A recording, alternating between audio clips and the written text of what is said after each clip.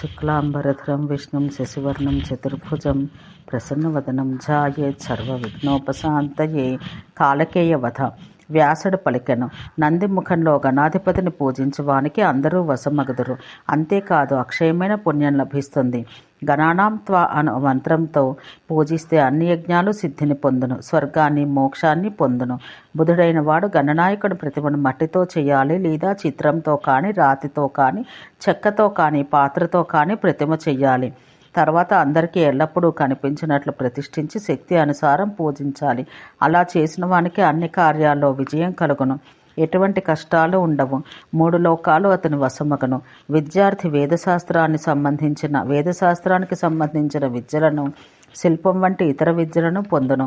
విజయాన్ని మోక్షాన్ని పొందును.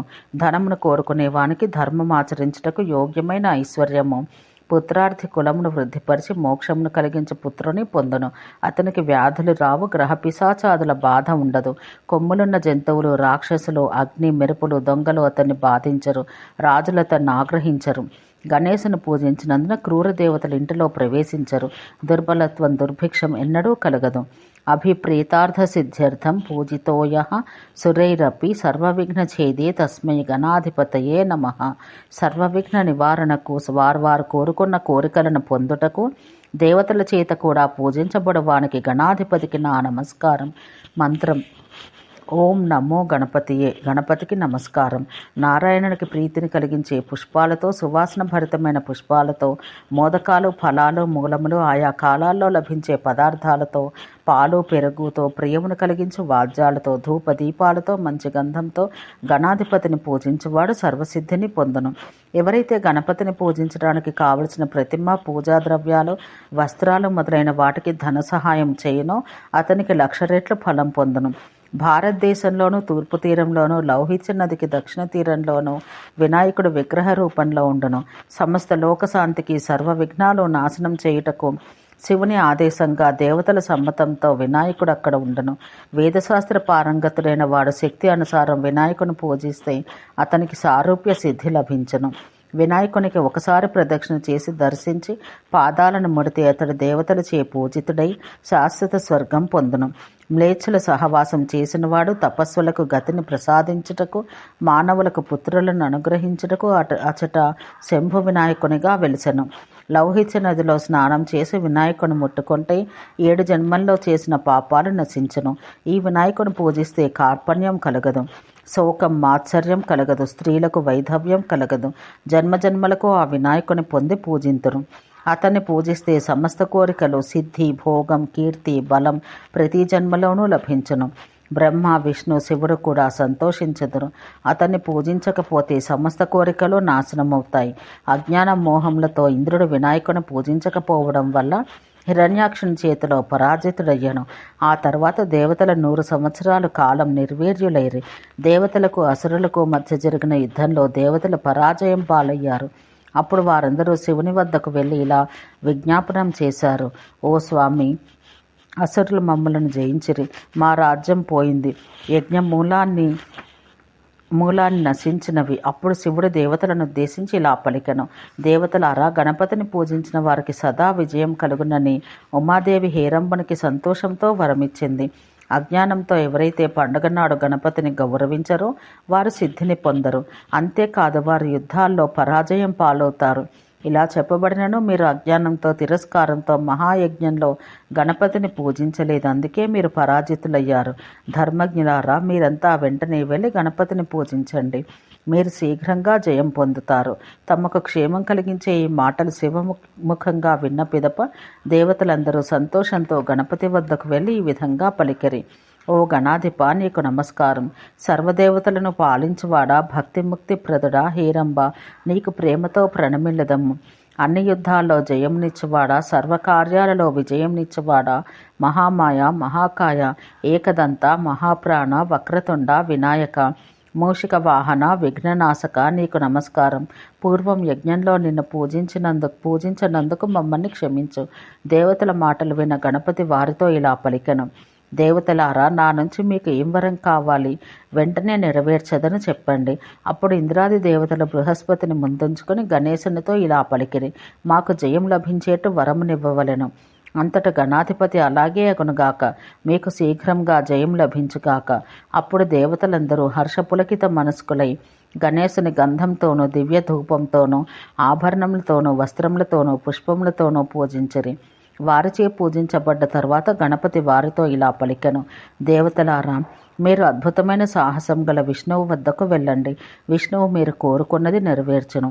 అటు పిదప అందరూ వారి వారి రథాలనెక్కి అవ్యయుడు పీతాంబరధారి అయిన విష్ణువు వద్దకు వెళ్ళి నమస్కరించి సంతోషంతో ఇలా పలికిరి: ఓ నారాయణ, హరునిపుత్రుడైన గణపతి వద్దకు వెళ్ళి అతన్ని పూజించి నీ వద్దకు వచ్చాము.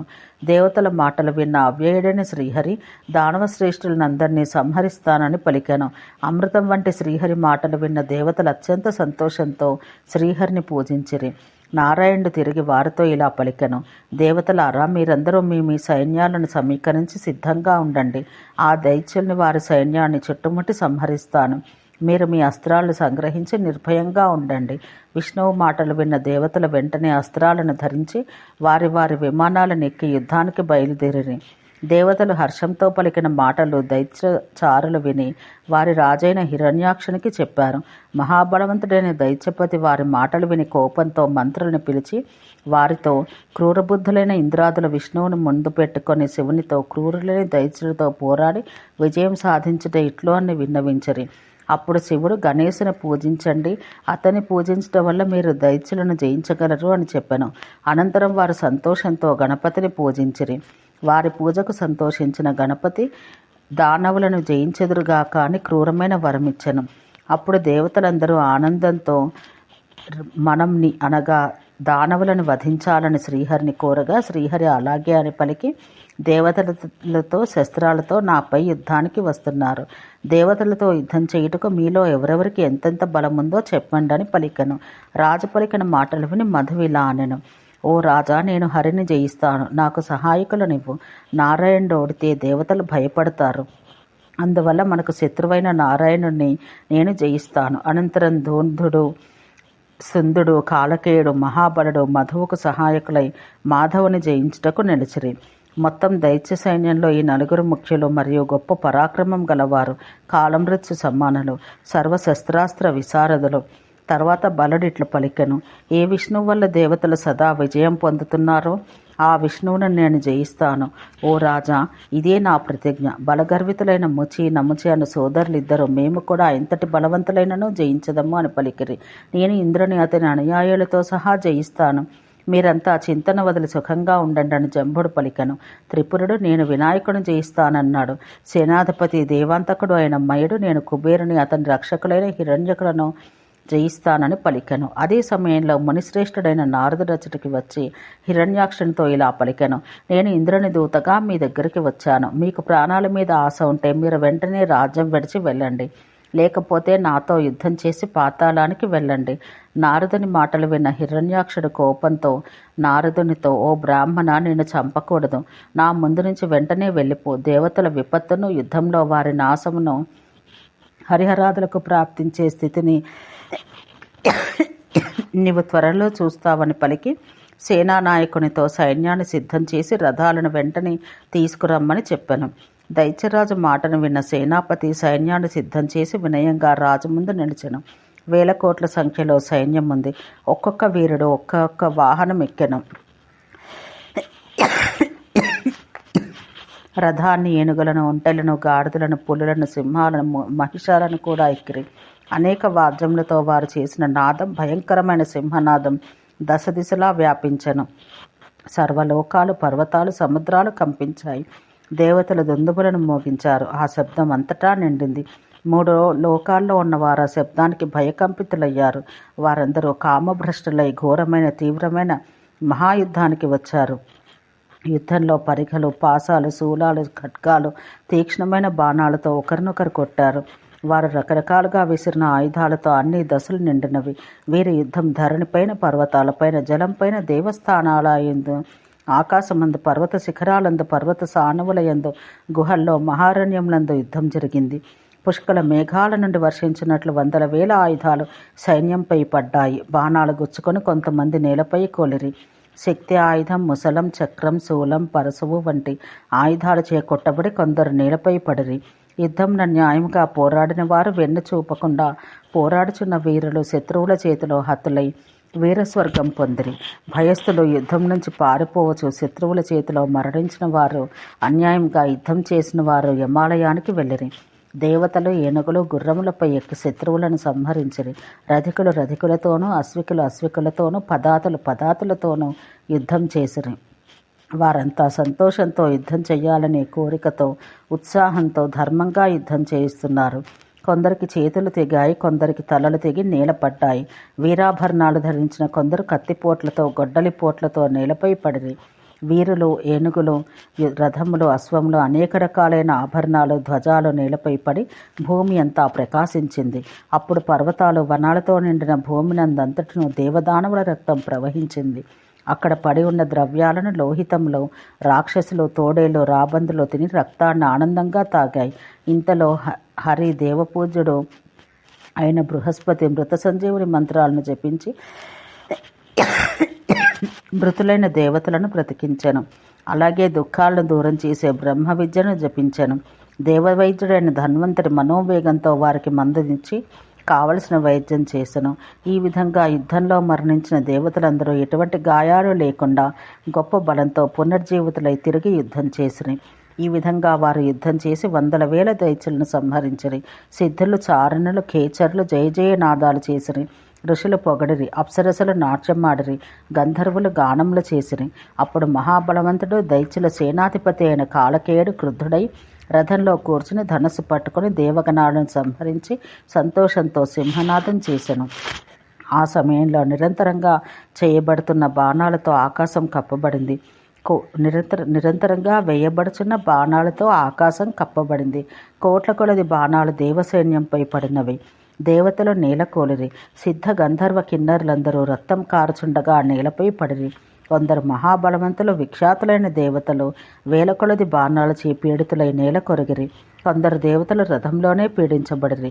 ఈ విధంగా దేవతలు దైత్యులు పీడించబడి వారి ముందు నిలవలేకపోయిరి. సరోవరంలో దూకిన ఏనుగు వలె కాలకేయుడు దేవసైన్యంలోకి దూకెను. వజ్రాయుధం వలె ఉన్న కాలకేయుని బాణములతో దేవతలు పీడించబడిరి. దేవతల దెబ్బలకు తాళలేక ఇంద్రుని శరణు పొందిరి.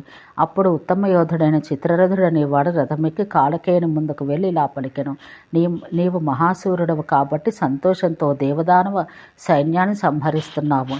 అందుకు నీవు ప్రశంసనీయుడవు. సూర్యులను పొగుడుదురు. నీవు యుద్ధంలో హిరణ్యాక్షునికి ప్రియం కలిగించే పని చేశావు. ఇప్పుడు నీవు నా బాణాలతో యమపురానికి వెళ్ళము. ఆ మాటలు విన్న కాలకేయుడు నవ్వి ఇలా పలికెను: దేవగణాలను నేను మొదటే జయించాను, ఇక మిగిలిన వారిని యుద్ధంలో సులభంగా జయిస్తాను. ఓ దేవశ్రేష్ఠ, నీకు చావు యందు నీకు ప్రీతి ఉంటే నా ఈ బాణాలతో నిన్ను యమమందిరానికి పంపిస్తాను అని పలికి కోపంతో చిత్రరథునిపైకి ఒక బాణం వేసెను. వీరుడైన చిత్రరథుడు దాన్ని 3 బాణాలతో మధ్యలోనే ఖండించెను. కోపంతో నేర్పుగా బాణాలను వేసి అనేక మంది దైత్యులను చంపెను. అప్పుడు యుద్ధంలో విలువిద్యలో శ్రేష్ఠులైన వారు ప్రళయ కాలాగ్ని వలె ఒకరిపై ఒకరు బాణములు వేసిరి. దేవదానవుల మధ్య యుద్ధం ధర్మం ప్రకారం జరుగుతున్నది. దాన్ని చూచుటకు ఋషులు, దేవతలు, ఉరగములు దగ్గరకు వచ్చిరి. ఒకరిపై ఒకరు 100 కొలది బాణములు ప్రయోగించిరి. వీరులిద్దరూ ఒకరినొకరు జయించాలని ప్రయత్నించారు. అప్పుడు చిత్రరథుడు కోపంతో కాలకేయుని పాలమునకు 3 బాణములు, హృదయానికి 5, పొట్టకు 7 బాణాలు, నాభికి 7 బాణాలు, నాభి కింద 5 బాణాలు గురి చూసి కొట్టెను. ఆ దెబ్బకు ధనుస్సు కొంచెం సడలింది. కొద్దిగా స్మృతి తప్పింది. చాలా సమయం తర్వాత స్మృతి కలిగింది. చిత్రరథుడు మధువును 3 బాణాలతో కొట్టి అతని ధనుస్సును ఖండించెను.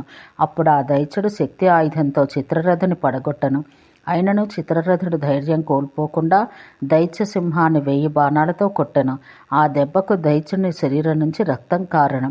కోపంతో ఆ దైత్యుడు శూలాన్ని తీసుకొనెను. అది చూసి చిత్రరథుడు అతని గుర్రాలను 4 బాణాలతోనూ సారథిని 3 బాణాలతోనూ నేలకూల్చెను. అప్పుడు కాలకేయుడు నేలపై నిలబడి శూలాన్ని చిత్రరథునిపైకి విసిరెను. చిత్రరథుడు ఆ శూలాన్ని 3 బాణాలతో ముక్కలు చేసెను.